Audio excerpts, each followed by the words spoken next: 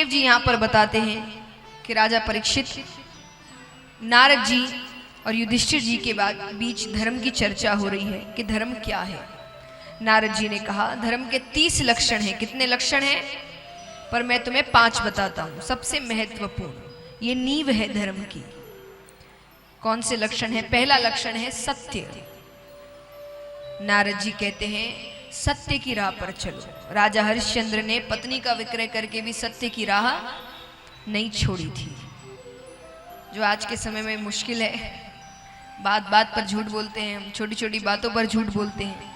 कोशिश करिए जिन बातों में झूठ की जरूरत ना है वो ना बोले। खास करके एक बात जो हम काफी, इस बात पे तो मानो हर 2 दिन 1 दिन में झूठ बोलते हैं।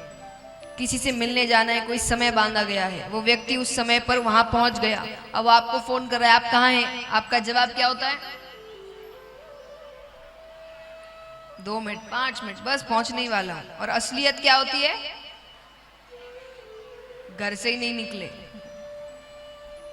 तो यहां पर झूठ की जरूरत नहीं थी जरूरत। कोई ऐसा था कोई पहाड़ टूट जाता यहां पर सच बोल देते तो इसलिए जहां झूठ की जरूरत नहीं है वहां झूठ ना बोले। दूसरा है दया। देखिए दया ही हमें इंसान बनाती है। अच्छे इंसान नहीं है तो कुछ नहीं है, और अच्छे इंसान हो तो कुछ हो ना हो मायने नहीं रखता। अच्छे इंसान पहले बनिए। दया आज के समय पर बहुत कम हो गई है। हमारे सामने गलत काम होते हैं, गलत हरकतें होती हैं, मुंह फेर कर चले जाते हैं। अब चलिए मुंह फेर के जाने वाले तो अपना तर्क भी दे देते हैं कि हम में तो इतनी दया है कि हम देख ही नहीं पाते, इसलिए हम चले जाते हैं। पर आजकल तो ये भी नहीं होता, वहीं खड़े रहेंगे, देखते रहेंगे और साथ ही साथ एक और काम करेंगे, वीडियो बनाएंगे। कोई तकलीफ में है, कोई चीख रहा है, कोई चिल्ला रहा है, हम वहां खड़े होकर वीडियो बना रहे हैं। कहां है दया? हमसे अच्छे तो पशु है, वो ऐसे कभी चिल्लाने की आवाज सुन ले ना, वो एक बार जरूर भाग के आ जाते हैं, पर हम नहीं करते कुछ। देखिए मैं इसका मतलब ये नहीं कि अपनी जान को जोखिम में डालो, ये नहीं कह रही है, कोई नहीं डालता, डालना भी नहीं चाहिए अपनी जान को जोखिम में। सबको अपनी जान बड़ी प्यारी है, लेकिन कई बार कई ऐसी छोटी छोटी हरकतें हमारे सामने होती है कि हम जानते हैं यहां पर अगर हमने एक बार आवाज भी उठा दी ना तो वो काम वहीं बंद हो जाएगा, पर हम उतना भी नहीं करते। हम उतना भी नहीं करते।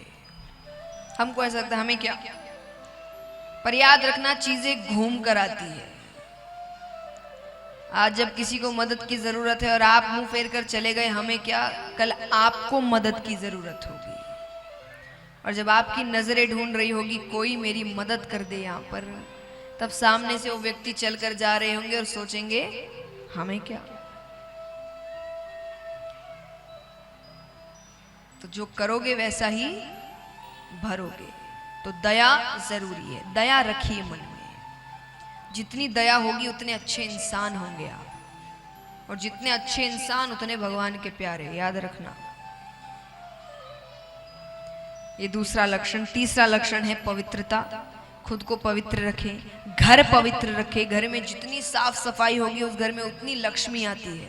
जिस घर में गंदगी होगी उस घर में दरिद्रता आएगी। तो घर को एकदम साफ सुथरा रखें। चौथा लक्षण है तपश्चर्या। चलिए अपने आप को तो साफ सुथरा रख ही लेते हैं हम, इतने साबुन शैम्पू नए नए आ गए हैं आजकल, हर एक चीज के लिए नया नया है ना, आए दिन कुछ ना कुछ निकल ही रहा है, कभी कुछ कभी कुछ। तो शरीर को तो बड़ा साफ सुथरा रख लेते हैं, मन उतना ही काला है।